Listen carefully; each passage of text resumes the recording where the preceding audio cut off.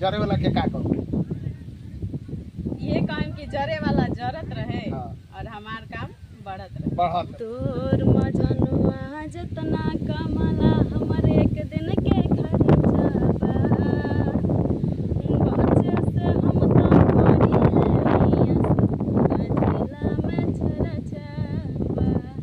तो देखी social network के जमाना बा, कैसे सोशल नेटवर्क से एक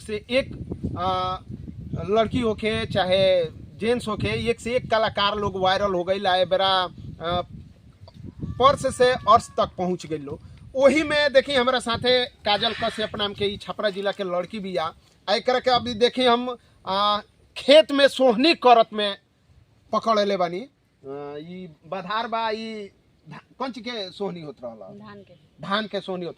देखी ई लड़की के ड्रेस पहले हम चाहे कैमरामैन से की दिखा देवे के ई खेत में ई लड़की अपन धान के चिखुरनी करत रहली है। तो हम ये लड़की के लगे आई नहीं। हाँ, खास बात रहुआ के हम बता दी रहुआ, आप सोचे कि चिखुरनी में लड़की गई भी है तो हम का करे खातिर काहे करे के पकड़ लेनी हो। तो ई इंस्टा पर इतना ज़्यादा ई लड़की रातों रात वायरल हो गई भी कि कोनो ये लड़की के 4 गो आईडी बा, चारों पर कम से कम 2 लाख 2.5 लाख 3 लाख के करीब फ्लोर बा। ये लड़की से ही जानल जाए कि कैसे ही रातों रात वायरल हो गई।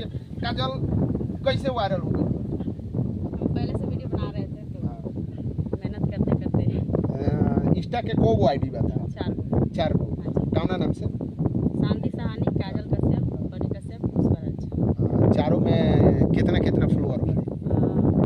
एक में 20,000, 1.5 लाख और 2.5 लाख और 1,80,000 मतलब 2 लाख के आसपास तीनों आईडी पर फ्लोर बा।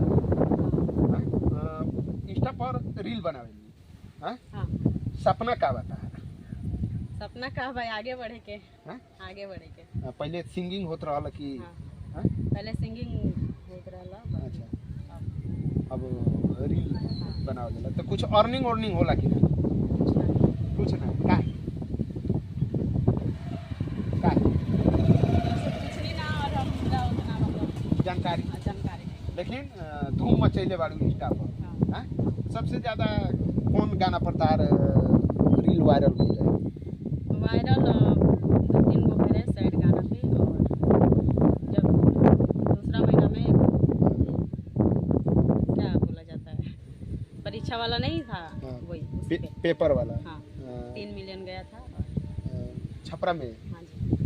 कौन गाना रहा? बनाए थे, मतलब हम मतरसन में बनाए थे। और वहीं पे जब झंडा फहरा के आ रहे थे, बहुत लोग के देखल जाला कि वायरल हो गईला के बाद है खेत उत में गई छोड़ देवेला, लेकिन तू खेत में देखल जाता कि तू काम करत है। अब हमारा तो करवे करे।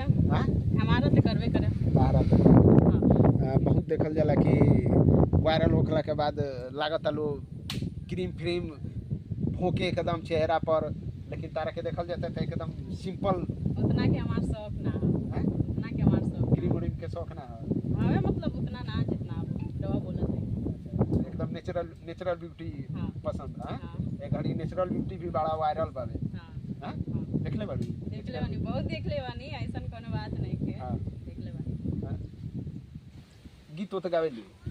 पहले गावत रहनी है, अभी ना। एगो चाहम के एगो दर्शक के गीत गा के सुनाओ। तोर मजनुआ जितना कमला हमर एक दिन के खर्चा बच्चे से हम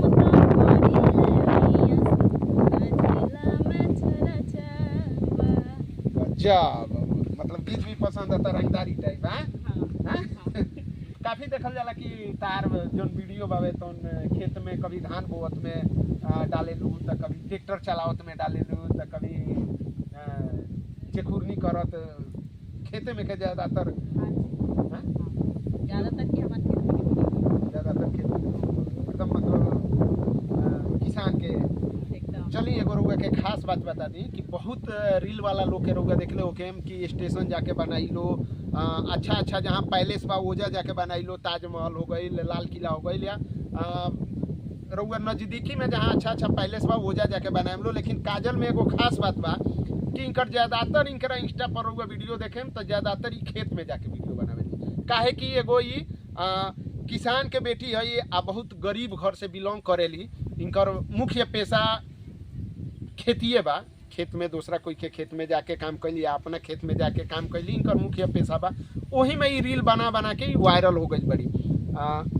केहू कुछ टोला महला समाज में केहू कुछ कहेला रील देख के? कहे वाला तो बहुत लोग बा, जरे वाला भी बहुत लोग बा। का कहे? गलत गलत सब। का कहे? हाँ। कौना टाइप के बा?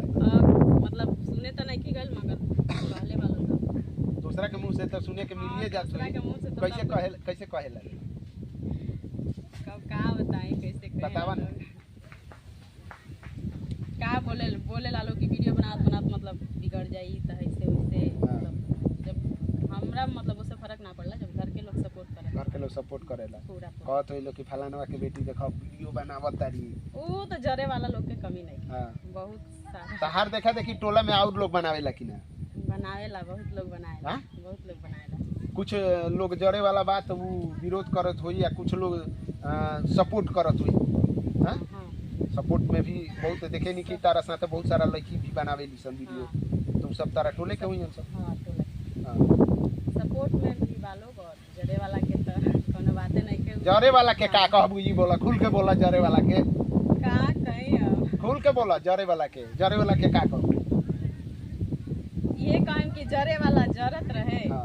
और हमार काम बढ़त रहे। बढ़त रहे, जरे वाला जरत रहे, हमार काम बढ़त हाँ रहे। जी। जे काजल के देख के जरत हुई ओकरा खातिर साफ संदेश बा कि तू जरत रह, लहकत रह, धनकत रह, जरत जरत चल जा, चल जा। लेकिन हम ये कहीं रहे। हाँ अपन वीडियो बना। हाँ।